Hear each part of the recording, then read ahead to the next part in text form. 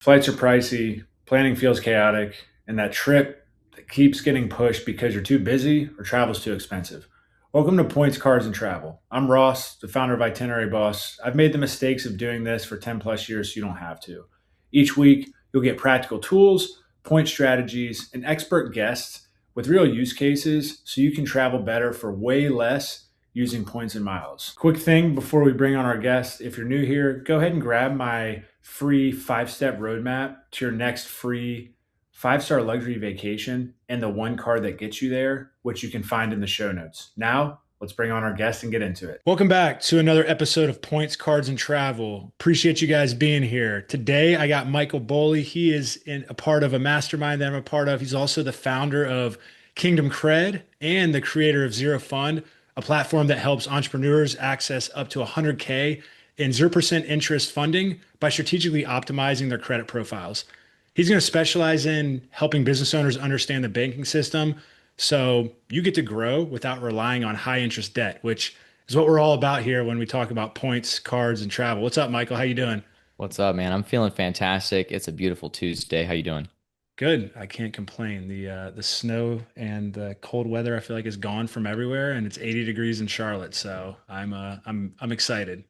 That's awesome. Now we're about sitting right there. I think it's like 82 today, but it's just we're past all the cold. We're Yeah. past it. That's what we need. Well, hey man, I'm pumped to have you here. I think this is going to be a really good episode, especially for business owners who, like I mentioned on the front end, are looking to get better credit, get different strategic ways to access that. And you and I work together where a lot of the times people want to get credit card points, but they don't have the right foundation in place to actually access the premium travel card. So we're going to take a Yep. step back here for a lot of them just to show here's the foundational piece that you need to get into play. So just would love to hear a little bit more from you about what are some of the most common credit card mistakes you see business owners make that end up limiting their ability to access higher credit limits or even those premium cards. Yeah, dude, there's so much in this. It's so crucial to understand how the banks look at you when you go to apply for these credit cards. And it's where I started. Like when I started my business, I was looking to get this initial startup capital, and I really had nothing on my credit. It was barely built out. It wasn't destroyed, but it really wasn't built out. So there's a lot of places where the banks will ding you if you don't know what you're doing. And it's kind of like this funny joke where it's like if the bank asks you to walk into the bank with brown socks and black shoes, but you walk in with black socks and brown shoes, you're just going to get denied, even though like you've kind of got the right components. You're just not using them properly. Um, so some of the biggest mistakes that I see people make on the credit side, I see a lot of people that are trying to apply while they are carrying a significant balance in utilization. That will crush you pretty quickly because if the bank sees that you like to carry a big balance and you can't manage your credit and pay it down, then they're very unlikely to extend a significant amount of credit to you. Maybe they'll give you a card, but they'll give you a really low limit. And then it takes, that 6, 12 months and building relationship to then start to get increases. And you don't want that. You want to just get a high limit from the beginning. Another big factor is, I see people applying when they haven't really done any work on their own personal credit, getting a decent foundational personal credit card. What I mean by that is that a lot of times the banks are going to look at your highest personal credit limit, like your highest personal credit card. Like say, you've got a B of A card and it's 10K or 12K on the limit. That's decent, right? We have a card that's over $10,000 limit. The banks like that. If it can be even higher, over 20,000, fantastic. But if you're applying and your main credit card is like $1,000 limit, they're gonna kind of match that or get close to it most times. And so that's another mistake I see. It's way worth it to go ahead and get a solid credit card or get an increase on the current ones you have before applying so that they'll get closer to matching that limit or going a little bit above it. Don't apply when you only have, one credit card and it's $1,000 limit. Like it's worth taking the time to get that built out. Yeah. There's more obvious mistakes. There's much more obvious mistakes than these. There's like having your credit just be shot. For example, if you do have like collections, charge-offs, late pays, especially recent ones, it won't go through. The application won't go through because oftentimes, if that's the case, you're not even in the ballpark range of a FICO of a credit score where they're going to approve you. So taking care of those things fundamentally with your personal credit first saves you so much time, so much effort because nobody likes to go in and like get denied or get approved, but have it be a super disappointing limit. It's just, and then you have another hard inquiry on your file too. So these are a lot of the common things I see. There's a lot on the business side too, if we're talking about business cards with how the business is set up, but that's kind of like I'll let you decide if you want to go there, but that's kind of a separate thing. Yeah, for sure. No, I think just starting out, a lot of the times, people personally, before they even get into credit cards, they ask about, will this impact my credit score? Like they think if they apply for one personal card, they've had the same card for 7 years, and they're like, well, I don't want to apply for it because it's going to crush my credit score, but they still are on that Yeah. smaller limit, or it's gotten raised a little bit from that single bank. So I think you bring up a great hmm point. It's like start working there and making sure you're paying those on time.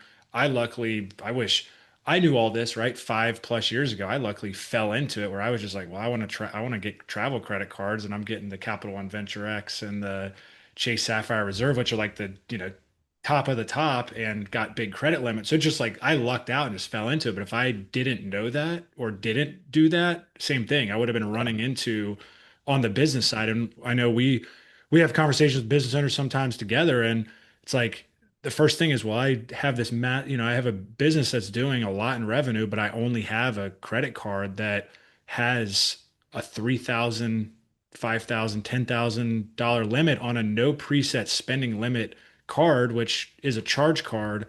And people run into that. So I'm curious, like from clients you've talked to, people that, have run into that, like why is that? Do they run into that? Yeah, I want to definitely address that, and particularly like you mentioned, this fear of, applying for a new credit card. Isn't that going to destroy my credit? Look, guys, a new credit card, there's only two ways that it can hurt you, and both of them are short term. So the first is when you get a new account, any new account, doesn't matter if it's a credit card, then your average account age is going to drop by however amount. If you already have a bunch of really well-aged accounts, a new account is not going to do that much to your credit age. Like if your credit age is already averaging like 20 years and you add a brand new account on there and it re-averages, it's really not going to affect your approval odds at all after that. The second thing is a hard inquiry. Now, hard inquiries make up If this episode's helping you out, could you hit that follow or subscribe button and also leave a quick 5-star rating wherever you're listening? the lowest amount of your FICO. They make up only 10% of your FICO. The only place you can get into trouble with in new accounts is if you're talking about getting like 5, 10 new accounts like right now, you're going to start getting flagged and denied because that's too many applications in a short period of time. If you're just talking about getting one card, one hard inquiry, that account hits and, it readjusts your credit age, it's a short-term effect. It's a short-term effect, if anything. It's a short-term effect, and then after that, guess what? The effect of having that credit limit now, which is a massive factor in your FICOs, your utilization. Now your utilization is going to be based on having more available credit. That outweighs it. It highly outweighs the drawbacks of getting that new card. So don't be afraid of taking those initial steps to get your personal credit solid because the leverage of that on the business cards or even just on some of these premium personal cards is well worth it. Yeah, 100%. And I think that, like you said, it's not even thinking through, will this impact it? Because an example, I mean, I think I've opened up 10 cards in the past 2 years on between Yeah, personal and business, and my credit score has gone up right. because I'm paying it down. Each line that I'm getting is significantly higher because it's paying it down, you're growing it. And yeah, I think that's probably the first misconception that people have. So I appreciate you breaking it down. And what about, because I on the personal side a lot of times, right? You're getting the personal profile set up correctly, but then your people go, well, I've had this card and they just jacked my annual fee up significantly, and I don't use it that much, right? It kind of sits around, and I don't know if it's worth it. Like, what are your recommendations there? Because a lot of people ask, well, do I close this card? I've had it for 20 years, or do I downgrade it? Like, what's your kind of strategy around that? Yeah, I mean, so my default take is we don't close good standing open accounts. My default take, and here's why. It's because one, if you've had that card for any extensive period of time, it's contributing to your credit age, which is good. The available credit on there that you have access to, even if you're not using it, is contributing to lowering your utilization.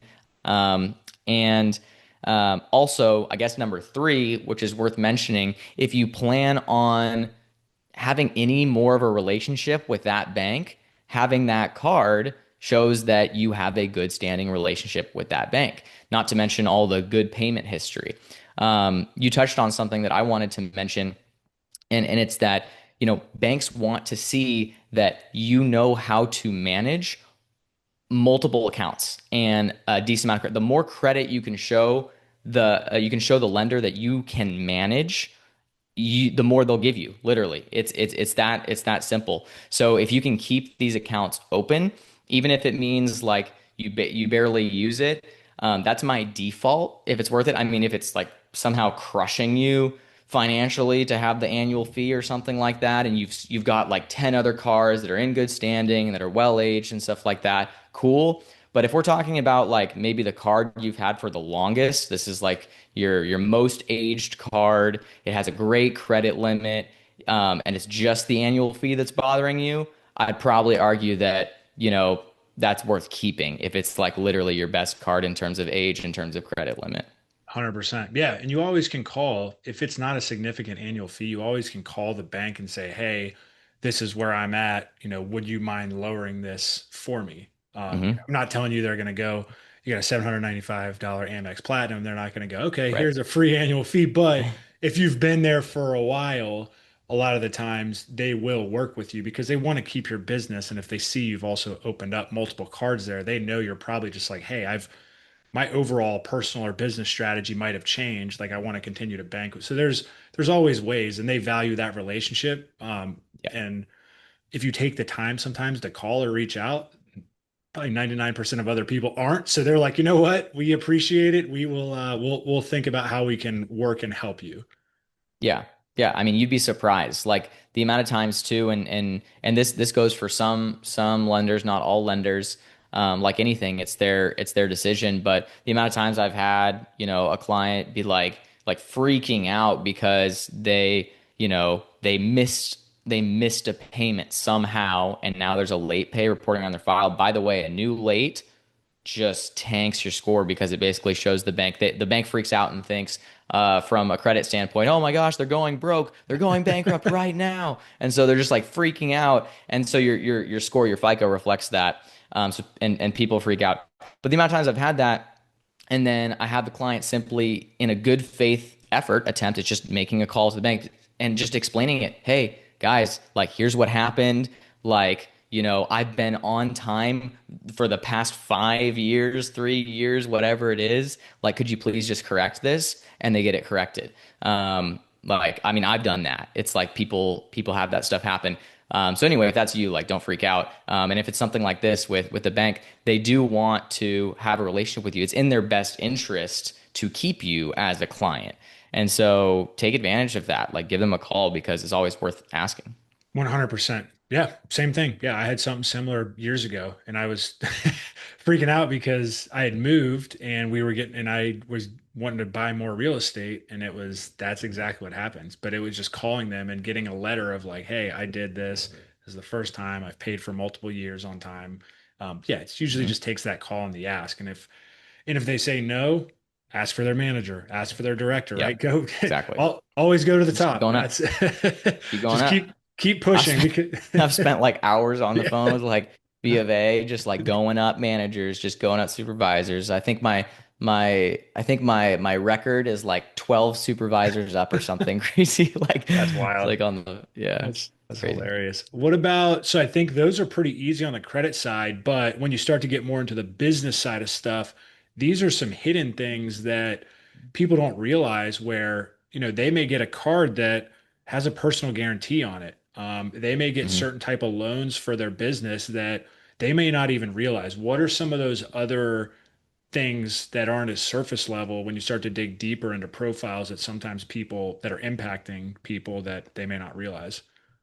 So, I mean, here's the thing. So, what's cool about the business cards, right, is that most of them don't report to your personal credit. So, you can carry a balance on those, 80, 90%, and it's not reflecting on your personal credit. It's not affecting your personal credit score. That said, most times when people are applying for these business cards, they are PGing it. It's a personal guarantee, which means that, if you were to default, then they can still report that to your personal credit and send it to collections and try to collect from you. So, but on the business side, there's a lot of things to pay attention to. In particular, like if you have a card with that bank and you're trying to get more credit from them, probably don't have that current card be sitting with, a 70% utilization on that one card only. You're basically, showing the bank like, hey, I really don't intend to pay this stuff back anytime soon. Now that said, like paying a little bit of interest isn't always the worst thing. Just from a relationship standpoint, I don't like paying interest. I always pay stuff down if it's not like a 0% card or something. Pay it down. But banks can sometimes like it, but they usually don't like it too much when you're applying for more credit. Um, and so they like to see that you have, I like to say at least under 50% if you're going to go ahead and double tap with the same bank, because they're going to look at the other cards that you have. If it goes into manual underwriting, they're going to look at that thing.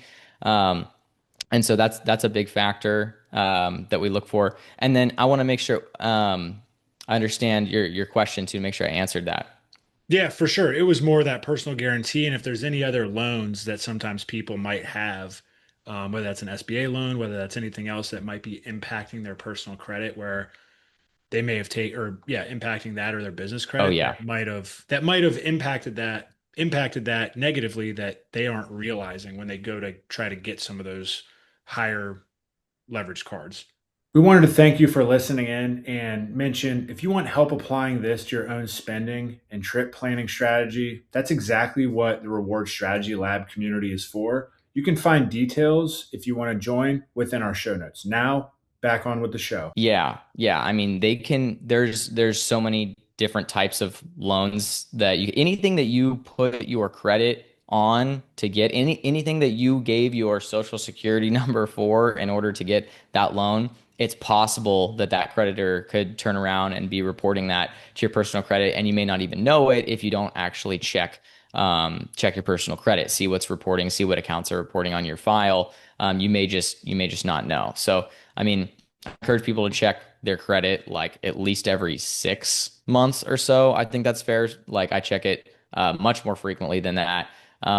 But like I think that's a good baseline because yeah, you can have another business installment loan or like anything that usually it won't report unless it's defaulted. But some of these banks do dual report, like they will report the loan to your business as well as to your personal credit. You can usually figure that out just by asking them on the phone beforehand. But most of the credit cards that we talk about, they don't Yeah. report to your personal credit, which is, a big win. That's awesome. Yep. No, I appreciate you clarifying that and walking through. Now to the fun part. Oh, that's fun. But the 0% interest credit card strategy. I think you do a great job with your company. People have probably heard of this, but they probably are like, is this real? Like, how does this work? Right? How can business owners just use these responsibly? And then how do 0% interest cards work, like with what you do? Yeah. It's like, why would a bank give you money for no interest for like more than a year, sometimes like 2 years. Um, and the short and sweet answer to that is because they're basically banking on you forgetting about it, and having bad management skills. But the truth of it is, it's one of the most powerful tools that you can use if you know how to leverage it properly. Like, imagine getting, like, nobody who's out there is going to give you a loan for 0% interest for 12 months. Like, that's enough time to like execute a flip, multiple flips. That's enough time to see a return on your marketing dollars, on marketing spend, Facebook ads, Meta whatever. It's enough time, like, to get a significant return and pay that back. And that's how it's designed to be used. And the cool thing about it too, I don't talk about this too much, but worst case scenario, if you're still managing your credit properly and you get to the end of a 0% interest period, you can you can get another card and transfer the balance to it. It looks like kind of like this. You just transfer the balance from one card to another. Yeah, you might eat a 3% balance transfer fee. There's actually cards that we found, where there's no balance transfer fee at all. So you're literally just transferring it over immediately and paying no interest on it and continuing that. Now, we don't want that as our main plan. Our main plan should be, we get a great return on that money, invest it in our business, and then we pay it back and we move on. And in the meantime, we're gathering all the benefits of the points, all the benefits of the cashback bonuses, all of those at the same time. And so it's an incredible tool. It does exist. I didn't know this thing existed. 5, 6 years ago when I started, and I was like, this is crazy, because it is so powerful. And the reason why it's so powerful, Ross, is because you can access a significant amount of capital. We're not just talking about, getting 10 or 20 grand here. It's like you can access like 100, 150, 200, 250. That's a lot of capital. If you're a small business, like, that's significant to get things moving forward. So you don't usually get, a $250,000 on one card, but let me tell you, some banks will give you maybe 50, 70, 75 on one card. Like, that's very significant. And that's only one hard inquiry on your file. Imagine that if you do that right. So when you stack a few of these, and it's part of what we talk about and what we do, we show the strategy. You can access well over 100,000. All it takes is like having a good strategy, having your ducks in a row before going in and applying, and it can be super powerful if you have a good plan for it. Yeah, man. No, I wish I knew about the 0% interest strategy 5 years ago when I got started in it, but we hit, like most people do, we hit smaller limits. We were getting those 15, 20 grand, which are healthy when you're starting out a business. And we were doing minor rehabs on properties. But just learning that, right? Real estate business, we're able to get 100K bonus that covers business class flights, get another one for this business. I've had, what am I, my fourth for that for this business, right? But it's just racking those up, and it's ways when you're also starting a business that you can really have that income to start to invest in things that you might not rather of, versus like, oh, I have to take personal funds out of it. When you start to, what I think is awesome too, is like when you get to that point of, hey, I do need, that significant amount of capital. It's great that you can access that. So no, I love it, man, and we're Yep. all for it. And our on the transfer balance side, if you know how to strategically manage your money, it's great when you're in any sort of jam where you're like, you know what, I need to make a strategic decision. I'll give an example on the personal side. We got married, bought a house in 60 days, which we weren't planning for, and we're going on a honeymoon and paying for a wedding. Yeah, all Yeah. all those things. And I'm just like, dude, I don't want to have to bring 15 grand out of pocket to pay for furniture. So we got a, No. yeah, we got a free Chase Freedom Unlimited. Even if they gave a small credit balance, you can use, if you already have at that bank, you can transfer some of that credit over. We did that, used that 0% interest loan, got to the end of last year, transferred it over to another 0% interest card that had that 18-month Hmm. transfer balance. And then now that card continues to have we just paid it off. And then we want to do a big backyard project. So we have another year, right, where we can use that. It just makes it on the business or on the personal side. So there's so Yeah. many avenues and strategies there at a smaller Yeah. scale, not even talking big scale like you help with. And the other thing that I want to emphasize too is, instead of taking money out of your literal bank account and going and paying all those things, you can have that money growing at the same time as you're carrying this balance. So as long as you can get a greater return than 0%, for that, for that, for those amount of months. I mean, I'll give you an example. Like, I had multiple opportunities to just, pay things cash and then the money's out, it's gone, can't do anything with it. But instead, put it on 0% credit card. That money now sits in an asset, the market, gold in particular has done really well. Okay, cool. Gold did like 70, 60% year, like in the last year. And I didn't put that cash directly out of pocket into this. Okay, so now my money grew by 60 or 70%. Meanwhile, this balance was being held at 0%. And now I'm just leveraging that to pay that down and still have a profit, right? 100%. It makes so much more sense. Yeah, dude. No, I keeping it in the market the past couple of years. Even like if for people who aren't, oh, I don't want to invest it in those specific things, even if you put it, say 2 years ago when high yield savings accounts were at There's a, 4.5 or a money market account, right? You're mhm. getting 4 to 5% return on your money that then in 11 months you can pull out and let's say 10 grand, you make 400 to 500 bucks on that. Yeah, It's, you know what I mean? for It's doing just like, nothing.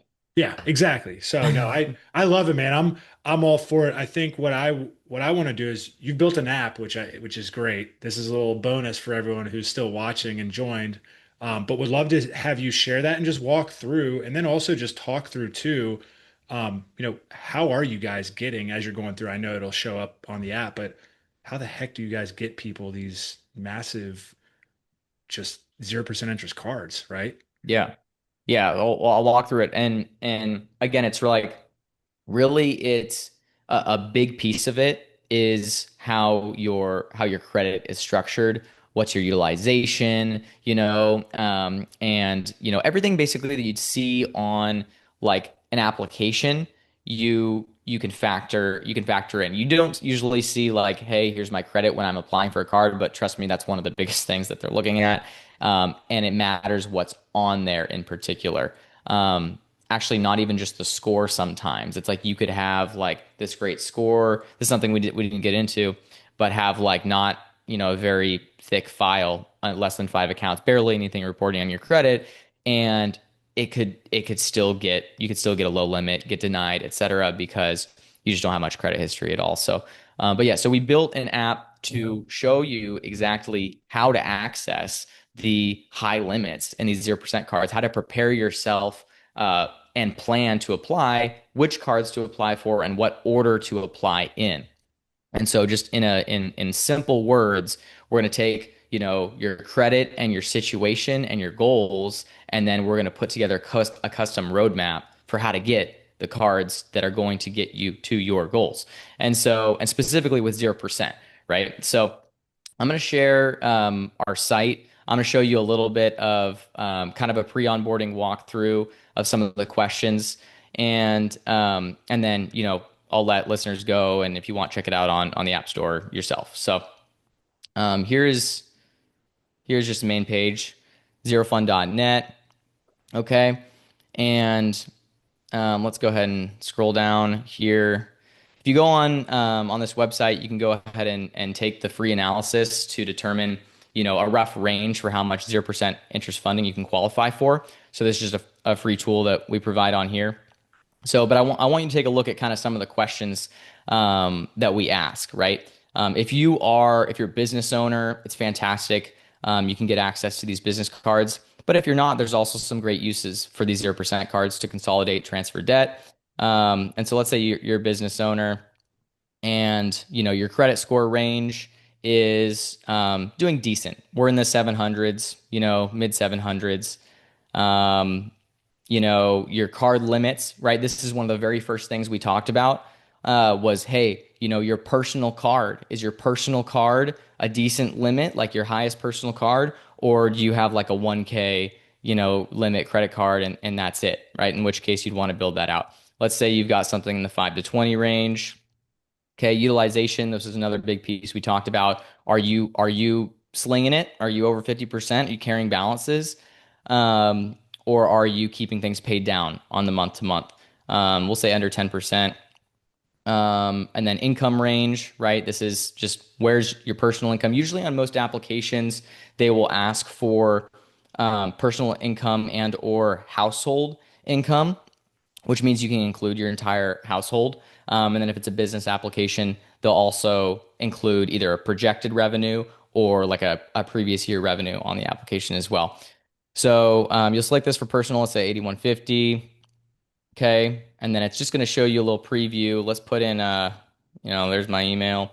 Um, and it'll show you a range. So in this case, this individual, we put in some pretty good answers. We had a pretty decent credit score. We had very low utilization and we had pretty good personal income. So we're seeing a pretty solid range, right? 125, 250. And this is kind of modeling out, what you might look to get approved for per each card. Now, if you want to see each card specifically for you, like a custom roadmap, that's when you want to go ahead and go get the app, download it. It's going to take you through a similar walkthrough, create an account, and you'll see a custom roadmap built for your goals. So here's kind of what the app looks like on the App Store, a little bit of preview pages. And yeah, it's kind of a little bit about how that works. Awesome. No, it's super simple, super for easy for people to go through. And I think you talked through a lot of it prior to even showing it. It's just like you Yeah. go in, you fill that out, and you guys give a roadmap, which I think is the biggest holdup. When people think about 0% interest cards, it's like, okay, well, what do I do next? And I don't, here's what I have going on. You just lay it out so simply that someone fills it out and then they go into an app and they have that, which is which is very helpful. And then from a cost perspective, is there like a free trial on the app, or is Yeah. it a monthly membership? Like how does that all work for someone to get started? Yeah, so we want you to try it for free. And so we do have a free trial on there. I mean, if you wanted to start it immediately, you could start immediately and get going. It's like $9.99 a month, but most people go for the free trial. So we do have a 3-day free trial on there. Go, you'll get access to your full custom roadmap. If you really don't like the rest of the app, you can just screenshot it and take the good from it. But yeah, most people keep it for the fact that they can continue to get access to all the education, the planning, the roadmaps, and then ultimately prep for what's next. Right? We don't just want to go. It's cool. It's really cool to get like one solid card to take advantage of it. But if you can create a system to continue to take advantage of these offers, then again, your cash, your money that you could be using can be growing on the side while you properly use the functionality of 0% cards and ultimately leverage them to the best for your business and the best for whatever you're trying to do. Yeah, man. No, it's been a game changer for my business, my life. So that's why I wanted to bring you on because it's so valuable. I wish I knew, 5 years ago. And I'm glad that I know you now for when, Yeah. right? Like for me, it's the expenses aren't there, but as we continue to grow and scale, it's like having that resource is huge. And I've just been playing the points game so I can get bonuses so we can go travel. So, but Yeah. but I think from a business funding standpoint, it is so valuable, especially for people too who want to figure out that roadmap, who need access to funding, and also for like I mentioned on the front end of the call, uh, people that want to get premium cards that want to travel but aren't there yet. It helps give them that roadmap to then be able to accomplish those goals down the line. hmm Yep. So yeah, man. 100%. Well, hey, I appreciate you coming on. This was really good. Where can people follow you? I know we got the app, but is there anything else that you want to share? Yeah, I mean, so app is just zerofund.net. Me personally, you can find me most active on Instagram. You can just put my name together at Michael Boly, and you can find a little bit more if you're interested, kind of in this kind of content. There's a decent amount of content that we put out on Zero Fund's TikTok. So if you just put in Zero Fund app, like at Zero Fun app and TikTok, you'll find some more stuff around these topics to help guide you along. Awesome. Well, hey, I really appreciate you coming on, man. For our listeners, hope you found this valuable. I know I learned something like every guest brings, so this was awesome. And yeah, thanks so much, Mike. And we will talk to you here soon. Thanks again, listeners, for tuning in.